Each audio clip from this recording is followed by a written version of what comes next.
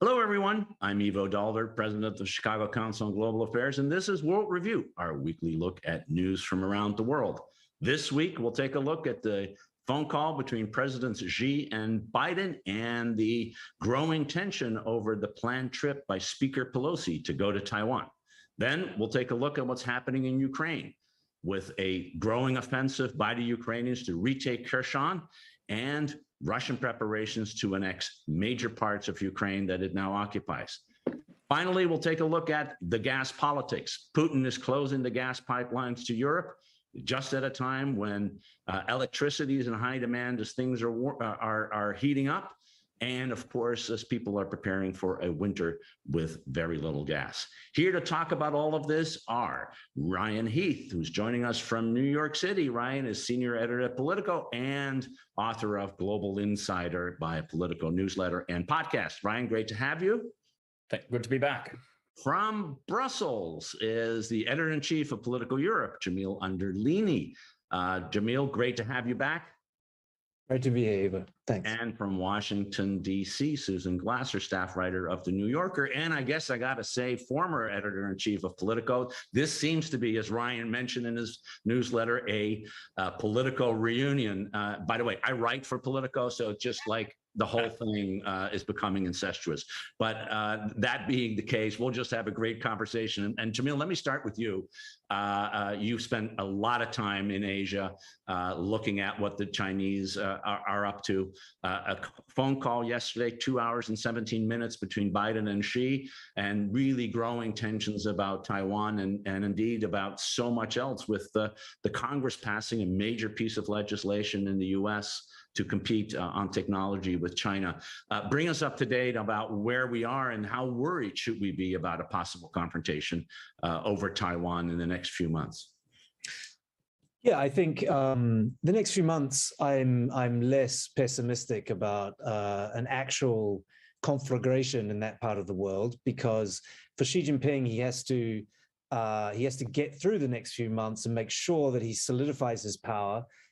He aims to be leader for life, emperor for life of China, but he has this crucial meeting. First, he has some very important internal backroom meetings with the elders of the Communist Party this coming month at the seaside, and those are informal. Those are with people who are not formally in office now, but that is to secure the kind of key support of the elderly, the people who really run the Communist Party, the old families. And then he's got the formal meeting. They haven't announced dates yet, but probably sometime in November, October, potentially, where he will be formalized in a third term as the president of China, the chairman of the CCP, the general secretary of the CCP, and the head of the military. And that's breaking with precedent since, for the last 30, 40 years.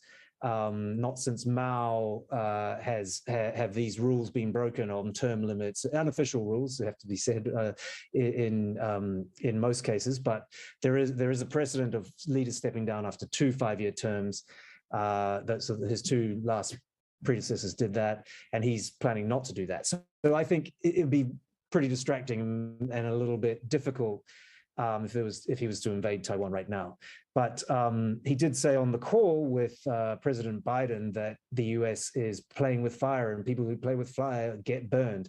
And there's an understanding that he was referring to a planned trip from Speaker Pelosi to Taiwan in the coming weeks, which the Chinese are making, the Communist Party is making very loud noises about how dangerous that would be. Susan, you and I were in Aspen last week. China was a big topic among American security officials, really heating up. And the Pelosi trip, she's the Speaker of the House. She can do whatever she wants. She's the head of an independent branch of government. But a spectacle of the U.S. military and even the president saying maybe not such a good idea to go.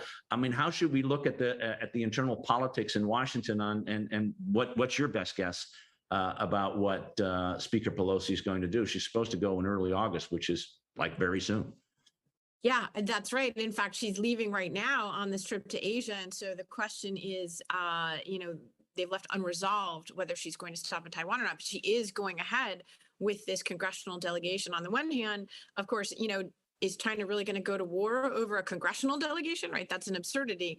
On the other hand, it does seem like Pelosi and also Biden's mishandling of it have sort of locked us into a kind of confrontation that it's not clear that either side benefits very much from it. And, that's put Pelosi in a very awkward position. She has a decades-long record of being a real I don't think China hawk is the right word, but she has been the most vocal leader, really, of the people raising concerns about China's human rights violations and China's policies overall for 3 decades. I remember her coming to national attention in the aftermath of the Tiananmen Square massacre, in which she was, just not a leadership member, but just a very outspoken member from California. And this has always been her cause. And for Biden, was it a gaffe? Was it purposeful? It seems to me that it was more in the gaffe vein than purposeful to lock her in publicly like that. That seemed wrong. Now you have every Republican China hawk demanding that she go ahead with her trip to Taiwan, in addition to people in her own party. The speaker is very zealous in guarding the prerogatives of Congress as an independent branch of government. And I don't think that was probably the way to negotiate with her if you were the president. So it probably was not well handled. And it certainly, the Chinese understood that enough to jump in and seize the opportunity of discordance between the two branches to say something. But you're right that you and I both heard a lot. In fact, a kind of a surprising amount about, we expected to be talking mostly about Russia, and yet we heard an awful lot that the confrontation that we understood for a long time was coming between China and the United States over Taiwan, that it was on perhaps an accelerated timetable, number one. Number two, you've heard a lot from military officials in recent years saying that this was an over the horizon, a near term over the horizon threat, but, possibly 2030, or as I heard just the other day from a very senior U.S. official, 2027 might be the current estimate for that. More military confrontation, but it seems that China is already testing boundaries in a way that is related to Xi's upcoming party Congress. Ryan, how worried should we be about the fact that in the United States we have a domestic issue with regard to China, and as Jamil rightly, as Susan mentioned, and as Jamil rightly said, the same is happening in China, where the strict zero COVID policies, the declining economic performance of the Chinese economy, and other issues seem to lead both sides wanting to be tough on the outside. Sometimes that's how wars happen. Are we looking at this with the clear kind of eye that we really need to be looking? It's not wrong. There can be miscalculations from being too tough, but weakness is also a miscalculation in terms of handling Beijing. There's zero respect for weakness in Beijing. And there's realpolitik at stake. Like, lots of countries are small and by definition are somehow weaker than China because of their size. But it's also about how you approach an issue. And I would say, if you ran through the whole list of issues that Americans have opinions on, both the political class and the general public, China is probably among the more coherent topics at this point, where there's more common ground than a lot of other issues that divide Americans. And I think Chinese officials and military think in the long term, and so does Nancy Pelosi. The points that Susan was making about her track record here, she made her name and she held onto her seat in the late 1980s and early 90s because of her alliance with Chinese Americans and standing up for Democrats in China. And she has always held that position. So anything she does is going to be with an eye on her own legacy and that own track record. And that is something that China can at least grapple with, even if they hate it. At the same time, I'm yet to hear a clear articulation of why she needs to go there and what it would achieve going there. So I'm not one of those people that thinks it's crazy to do the trip. But at some point, there would have to be some clear reasoning about what Nancy Pelosi, America, and Taiwan is going to gain from the trip happening. Jamil, I think Ryan is right that the Chinese are not ones for bucking down and stepping down when confronted, and sort of how, let's assume for a minute that she does take the trip. How worried should we be that the Chinese take an escalatory step because they feel they need to respond and otherwise would lose face? I tend to think that it's a lot of saber-rattling by China, that they will step up while she's there. I think she will go personally, but you guys would know probably better than me, but I think she's probably going to do it. I think that they will step up their violations of Taiwanese airspace and maybe go a little further into the air defense and identification zone. Usually they go through a little bit of a corner. When you hear about like violations of airspace, we're talking about like a little corner down, not over the actual island of Taiwan, but in their sort of what they consider their defense identification zone.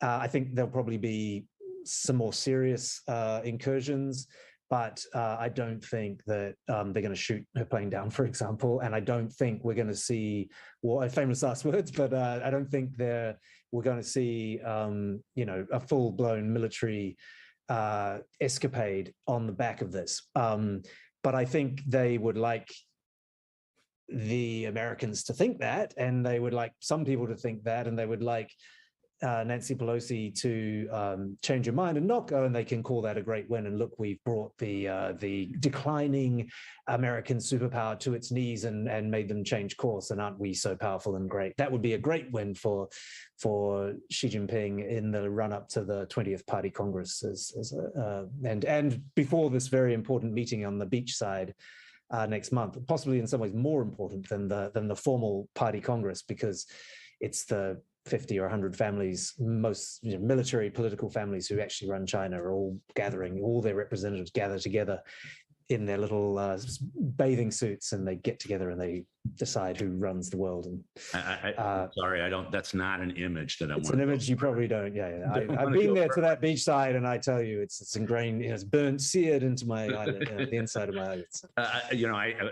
My sense is that if this is Nancy Pelosi's analysis like yours, then you're probably right. She's more likely to go than not, in order to prevent Xi from having this issue, this seeming victory. But in terms of response, the other response that people have talked about, I don't know who wouldn't take a stab at that, is to close down the Taiwan Straits. The idea that China has announced that the Taiwan Straits indeed are Chinese waters. I read this morning in the New York Times that an aircraft carrier, U.S. aircraft carrier, has just left Singapore and is steaming in that direction. Of course, the U.S. Navy never says where its ships go for good operational reasons, but we've been there before. And remember, in the mid-1990s, 2 aircraft carriers sailed through the Taiwan Straits at a time of great tension. Is that something that we should be perhaps looking for, Susan? Yeah, I think, Eva, that's exactly right. I was going to bring up that in some ways, right, the congressional delegation is potentially a bit of a distraction, and that the real escalation has actually already occurred. The destabilization that has occurred is China asserting its right to this waterway and declaring that something that we don't consider to be Chinese is in fact Chinese, is a destabilization. And, China, like Russia, does this thing where they need to look for equivalences, generally false equivalences, between their actions and those of the United States in order to say that they're responding rather than initiating a provocation. And so in some ways, the Pelosi thing is the after the fact justification for a really significant move that they have taken already. Because, of course, once you assert that a waterway is your territory, potentially, by the way, they're also therefore asserting that the air space over the Taiwan Strait is not international as well.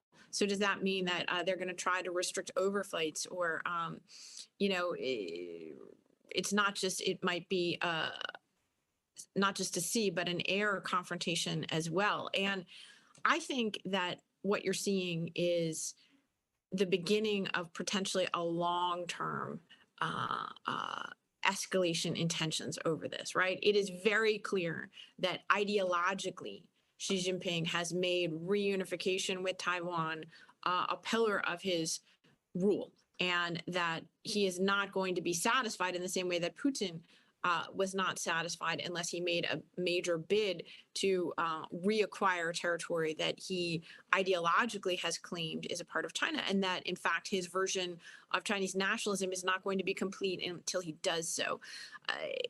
Experts, and I am not one at all, argue that China is not militarily positioned at this point in time, nor prepared in a variety of ways to do so. I do think that a lot of this may be domestic in nature, the sort of wag the dog Chinese version. Remember that zero COVID has been a disaster. He's been locking people in their homes in major cities. He has, that policy has not succeeded, and yet it's not clear how they're going to walk down from that.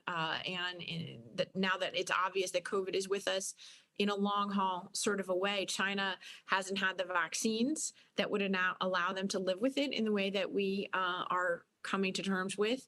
And they don't have the immunity in the population because they worked so hard to lock them down. So that is an enormous factor of dissatisfaction among the Chinese people. Look at the economic numbers, right? There was what was it?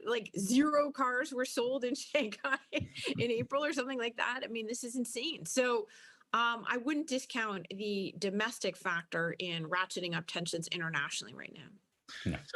Ryan, One final thought, I'll be quick. This is a pretty bleak picture of looming confrontation. Is that the right way to think about it? Or is there a way to manage this confrontation as hopefully the phone call tried to do in some ways?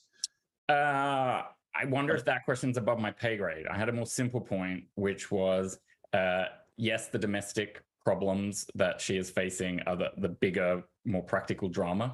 But if he were to close the strait, sea or air, for example, that's a breach of international law. And China has already done that by sort of taking over Hong Kong and removing its freedoms. But China is a signatory to the UN Convention on the Law of the Sea. It doesn't allow them to take over that strait.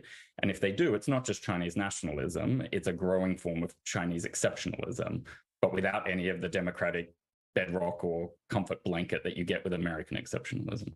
Well, of course, they've asserted the same over the South China Sea, and they may have asserted it. It hasn't been recognized. In fact, it's been rejected by the International Court of Justice. And of course, foreign military and other ships continue to sail the South China Sea. So it may be a statement, but it could be challengeable, but very dangerous indeed. I think that's we're at a point in time where we'll have to watch this very closely, and we will here at on World Review. But let's shift over to something that is already dangerous. It's a hot war, Susan. A lot happening in Ukraine, and we haven't really talked about Ukraine on World Review for a couple of weeks. I think there's sort of two really noticeable things that, again, when we did talk about Ukraine in Aspen, seem to be foremost in people's mind. One is the Russian decision or announcements that they are going to annex great parts of the territory that they occupy, 20% of Ukrainian territory and growing. And secondly, this growing movement towards a counteroffensive by the Ukrainians in the south, in a really critical area of the country. Any hope of a rapid negotiation or conversation seems to be out of the window under these circumstances. And sort of how worried should we be that this is the kind of escalation that may just get out of hand? Yeah. Well, I think the answer is we should be very worried. Absolutely agree, Ivo, that there is no realistic short-term prospect of negotiations that would end the war. And actually, that's my biggest overall fear right now, is that we are continuing to define an achievable goal of a negotiated end to this war, when it seems that I think you just need to look at Vladimir Putin's history and his more than 2 decades in power to realize that he's initiated numerous military conflicts in the course of his rule, and has never negotiated a real end to one of them. So it seems highly likely that he's going to step off what U.S. intelligence has said publicly they continue to assess as his goal, which is not just to annex and seize territory in Ukraine's east, but continues to be the overall destabilization and destruction of the Zelensky democratic government in Ukraine, and essentially the dismantling of Ukraine as a viable independent state. And that remains their goal as of right now. So how do you negotiate with that? I think the answer is pretty clear that you don't, and yet that remains the stated aim of U.S. policy at this point in time. So that seems to me a contradiction that is worrisome, number one. Number two, there is this question about have the enormous amount of aid, and there has been an enormous amount of military assistance poured into Ukraine by the United States and other Western allies.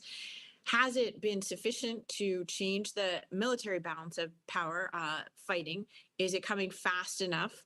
And what are the long-term viabilities of both Ukraine and Russia as fighting forces? Because obviously the U.S., if we sustain the political will, we do have the technological ability and the capacity to keep Ukraine in the fight in terms of weapons, in terms of supplies, in terms of money. But we can't manufacture more Ukrainian soldiers, and we are not fighting there. And we hear a lot from Western intelligence officials with their assessments of very significant losses on the Russian side. They don't want to talk, and they don't talk about what appear to be very significant losses on the Ukrainian side as well. And of course, it's a smaller country. It's fighting for its life, so it has more in the fight invested, you could say. But again, numbers are numbers. And it seems to me that when you get into a grinding war of attrition and artillery barrages and throwing, young conscripts and National Guard soldiers into the battle as Ukraine is doing after a week of training, we have to really talk seriously amongst ourselves about the sustainability of that. That being said, it does appear Russia even announced an operational strategic pause after making some gains in the east when they kind of regrouped after their disastrous early stage one. I think you're right. The next big question on the ground militarily is whether Ukraine can recapture any of the territory they've lost, especially in the south, especially the key city of Kherson. You have to look at that, and you have to look at whether Ukraine is going to lose or be able to regain its foothold on the Black Sea. This is crucial. Ukraine needs an outlet, a water outlet for the country to export its grain and to remain viable as a real country. And so I think this is potentially even a key military phase of the war. And then part three is this question of what the hell is going on inside Russia? What are their real war aims? How sustainable are they? And, do they intend when to launch these fake referenda to illegally seize this territory in what they would say is a de jure way? Remember that terrible atrocities are occurring. What's happening to these civilian populations in territories that are already taken by Russia is grotesque violations of human rights, of international law, and of basic humanity. And they're counting on us to stop paying attention. And to a large extent, we are. And I'm just heartsick about that. Yeah, just one of those human rights violations that I don't think we talk enough about. The State Department estimates that between 900,000 and 1.6 million Ukrainians have been forcibly removed from Russia, and with children put into Russian families, men put in detention in camps, and probably worse. We don't have the pictures, which I think would help put a spotlight on that. But it's just very hard to think about that kind of human atrocities, moving people people in this way. Ryan, I think Susan rightly points out the importance of the Black Sea. And if there was one glimmer of hope a week ago, it was that there was a deal negotiated by the Turks and the UN between Russia and Ukraine to start allowing grain shipments from Ukraine through the port of Odessa and to neighboring ports into the Black Sea and out to the rest of the world. Much needed grain, 20 million tons stuck in silos and warehouses that soon will be filled with new grain and a new harvest. Of course, Russia responded immediately to that by bombing the Odessa port, which is sort of par for the course. And yet it seems that something is happening. What's your latest reporting on the status of that agreement and whether we can actually see the grain start to move? Yeah, now the UN aid chief, Martin Griffiths, has an interest to say this, but he was explaining yesterday that the first shipment could happen as soon as today. But this is a fairly similar situation to what we'll get on to talking about with the energy flows, where Russia gives with one hand and takes with the other. And you have to remain suspicious until that boat is moving and it's safely sort of passing through Istanbul to believe it's really happening. Because for all the points that Susan made, it's the way to keep the Ukrainian economy viable, not just the way to feed Africa, which is a way to sustain morale in the war. And we know that that's the reason why all these other deportations are happening, because as long as there are Ukrainians on the ground, they're going to try and find ways to defend their territory. 84% do not support any form of territorial concession.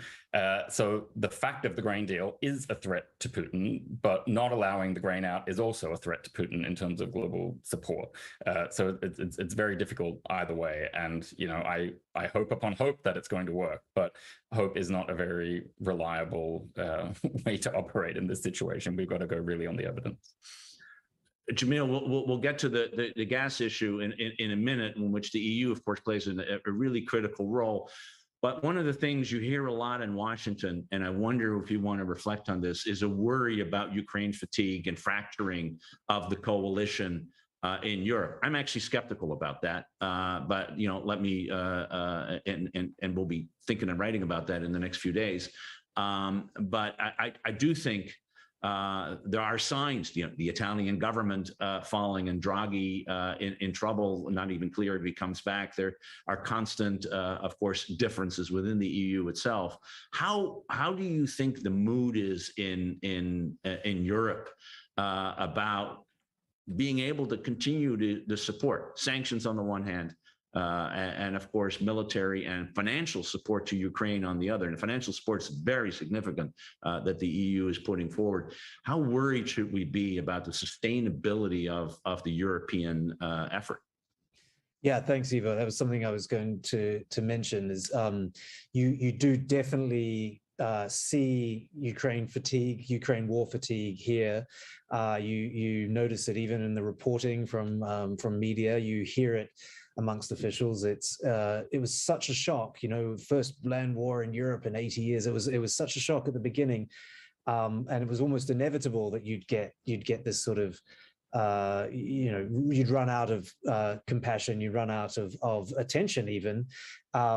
Of course, as I'm learning, I'm new to Europe, as you know, and the whole place kind of shuts down for like a month and a half. And so you don't even have, you know, it's beyond like, we're not just paying attention to it. No one's even working here at the moment. It feels like we're working here at Politico, of course, but it does feel far away, and it does feel like there's a lot less attention on it. And then you have bickering. You have some, you know, different governments saying different things. You have Viktor Orban in Hungary who's on his way to Texas for CPAC, but he sent his foreign minister twice in the last week or two to Moscow. So you are seeing, even amongst, you know, EU countries, starting to see this fracturing.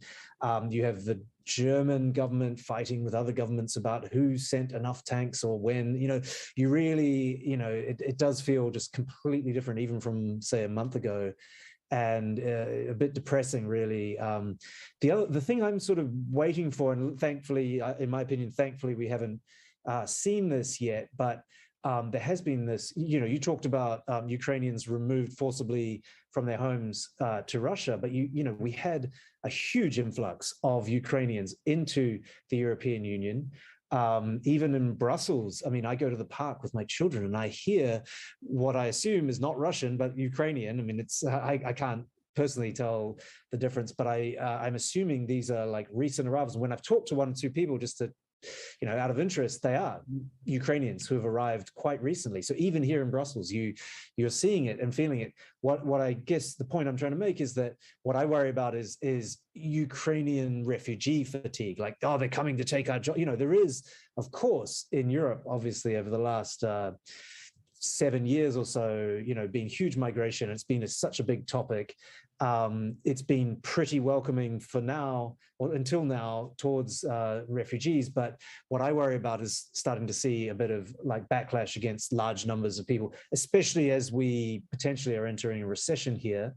And there'll be less jobs and there'll be, the inflation is very high. If you start to see people blame Ukrainians for and then I think, it's going to get much worse.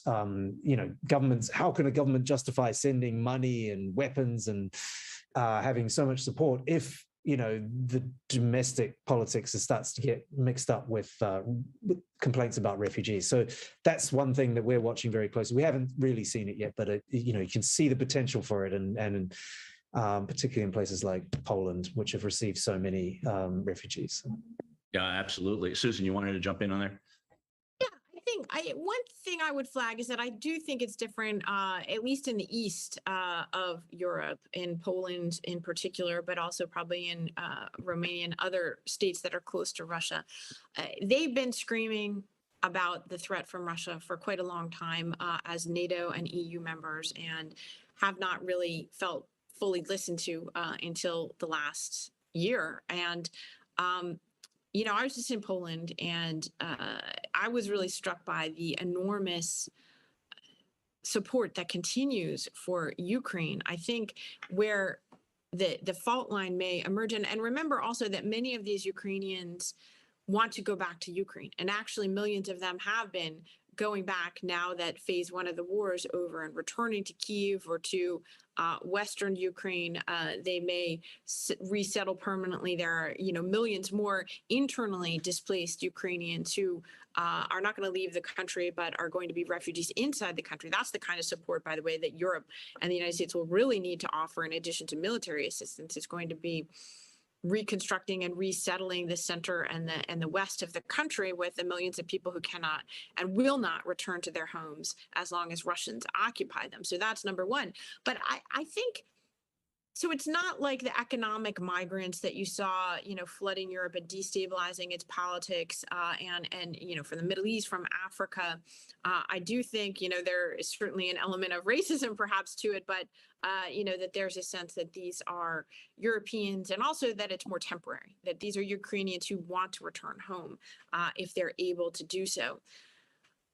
I think the worry is much more on the economic pain that the food prices, the inflation, and the gas and oil prices spiking because of Putin. I think that is truly not only a longer term destabilizing political factor, but you also have to look at how quickly and how realistically is Europe approaching the goal, especially Germany, of actually weaning itself from Russian oil and gas. And, again, the experts here, I'm not one to say it's going to take a year, but if we can hold out a year from now, Germany is going to be putting Russian energy in the rearview mirror in a way that right now is just temporary solutions. That's something that the United States has been demanding and really, frankly, falling on deaf ears for a long time. Evo knows that from his time as ambassador in the Obama administration, already shockingly a long time ago now. So I think to me, that's what it is. Putin has decided that he's going to wait us out. He thinks he's seen this script before. Look at I think the example that rings for Putin is Assad, his client, whom, his military intervention helped. The United States during the Obama administration had a stated policy of regime change in Syria, never committed really fully to executing on that policy, the result of which is that the United States was shown to be a paper tiger and its rhetoric to be utterly empty. And who's still in power? Assad is still in power. And I think that Putin thinks he can outlast us in that way once again. Ryan, the gas politics that Putin is playing feeds right onto Susan's point and bring us up to date on where we are on gas. But then also, is that the sort of the straw that breaks the camel's back, that the gas issue, particularly in the winter, is what might switch or fracture in some ways the European response that so far, I think quite remarkably has been unified? That is what might fracture the Europeans, but counterintuitively, the slowness of weapons delivery and all the problems that we know just generally in defense procurement is the sort of thing that we don't know how strong the Ukrainians can really be on the battlefield yet, because all the things that we say we're giving to them, most of them haven't arrived yet. So the fact of that slowness might mean that in our distraction in summer, as other fracturing occurs, the real heavy equipment actually turns up on the ground in Ukraine and helps change the calculus there. In terms of how officials are responding on these energy fronts, I would put the EU in the good basket, the organized, united basket, and the national governments are really the problem, if you want to boil it down into a sentence. So EU energy ministers on Tuesday reached an agreement for mandatory block-wide rationing in the case of winter supply shortages. Some people thought that was unthinkable. I think it's very thinkable. The problem isn't the thinking, it's the doing. So to give you the context of how difficult it is, it's the equivalent of telling Americans that there will be rationing for what they can fuel their cars with in winter. And in the European context, the thing that comes to my mind is we saw with refugee quotas, they were hard to negotiate, but in the end, you get an agreement. The problem isn't the theory or the agreement. The problem is enforcing it. So I think we're really only going to see the proof of whether this works in winter. But the EU is moving about as hard and fast as they plausibly could. And in the end, I think this is going to accelerate the bloc's green energy transition. So I don't want to think of that as a silver lining, but I do think that will end up being one of the effects of all of this.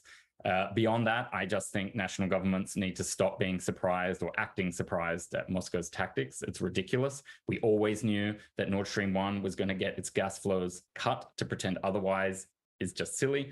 But sadly, that's only the start of the complications, because as Susan was saying, the gas prices are 5 times as high as they were a year ago. France's nuclear industry is besieged with technical issues. That's 80% of the second biggest country in Europe's energy supply. Drought is totally undercutting hydropower in Spain and Portugal.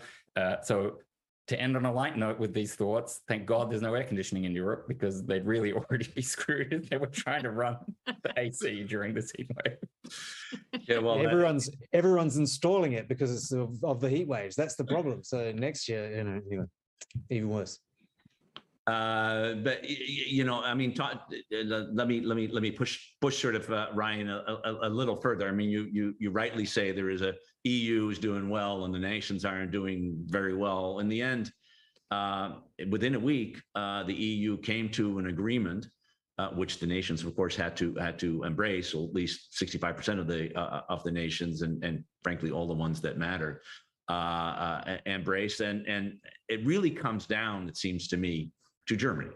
The real question is, if the Germans are willing to do what is necessary in terms of cutting probably not 15, but 20% gas consumption during the winter, they're likely, the others are likely to do what they need to do in order to keep up.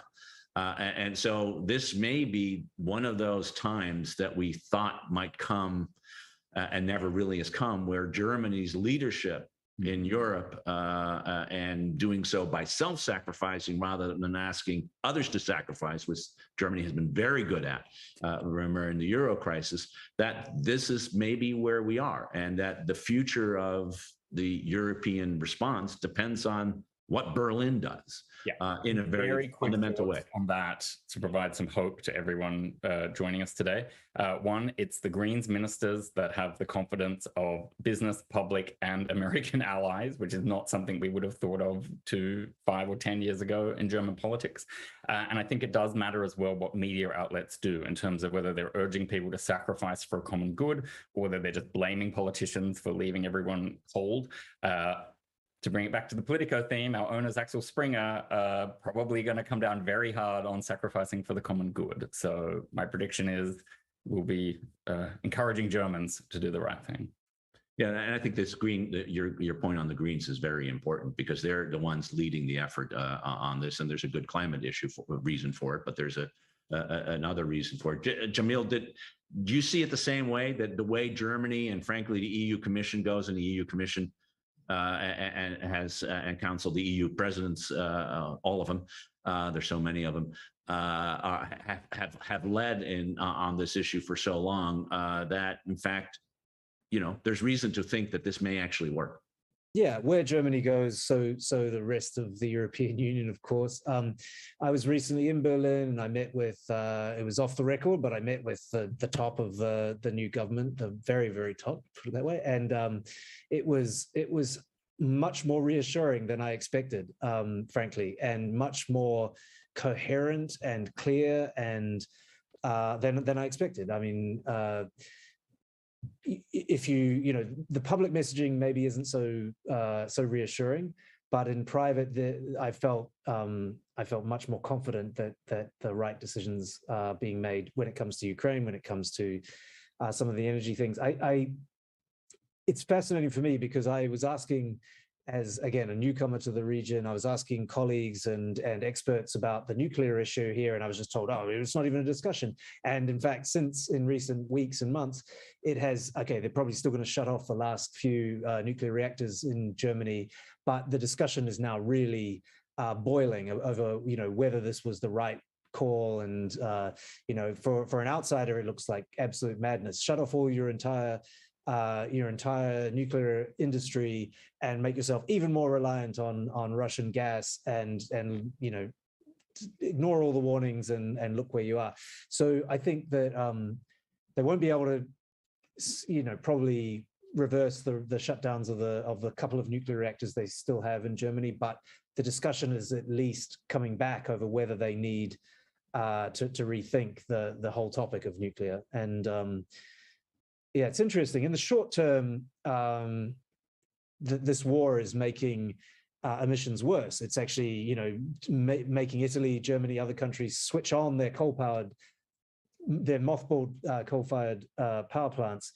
But I agree with Ryan completely that in the medium to longer term, this is actually a real positive. Probably it's horrible to say it, but it's going to be a positive when it comes to the green energy transition that Europe wanted to get to. And earlier this year, I was talking to some very influential people here in Brussels, and they were like, the Green Deal, New Green Deal, Fit for 55, whatever they want to call it, that's never going to really happen. And now those same people are saying, actually now, because of the war, the green energy transition in Europe, very, very ambitious. They think it's much more likely to happen and to succeed, frankly. So it's quite fascinating.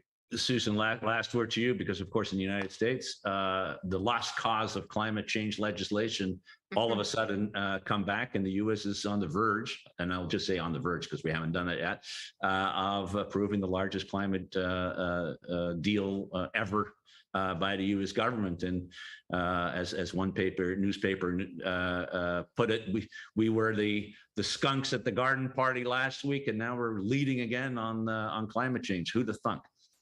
Yeah, that's right. Joe Manchin, enemy of the people. Joe Manchin, hero of the people. It's life comes at you fast in politics, and this week was one of those rare, genuine stunners. Where something surprised just about everybody. We'll see. We now have another single senator, Kyrsten Sinema from Arizona, Democrat, who has not said yes, and they need her vote. It's a reminder of, the fraught politics here when you have a 50-50 Senate. And this has now become the longest 50-50 Senate in history, actually. And it is really hard to govern or to get anything done in that context. So it would be a huge achievement for the Biden administration to pass this. But remember, the biggest factor that we haven't talked about, because this is a foreign affairs conversation largely, is the biggest factor that's destabilizing international politics right now is the United States and its own political crisis. And we are in the middle of that. We're not at the end of that. Biden's ability to get things done, to actually pass legislation, may pull us back from the brink. There have been encouraging signs there, but all the indicators, I think, including 2 straight quarters of GDP shrinkage, suggests that the United States is not on a solid footing, and that many of the policies that we're talking about in terms of national security and foreign policy may soon be reversed by new Republican majorities in Congress and potentially retaking the White House as well. So, you know, it's the biggest foreign policy issue is American domestic politics, and that's still the case. Yeah, and in some ways, if I worry about Ukraine fatigue, it's less in Europe and more in the United States and the consequences thereof. Right.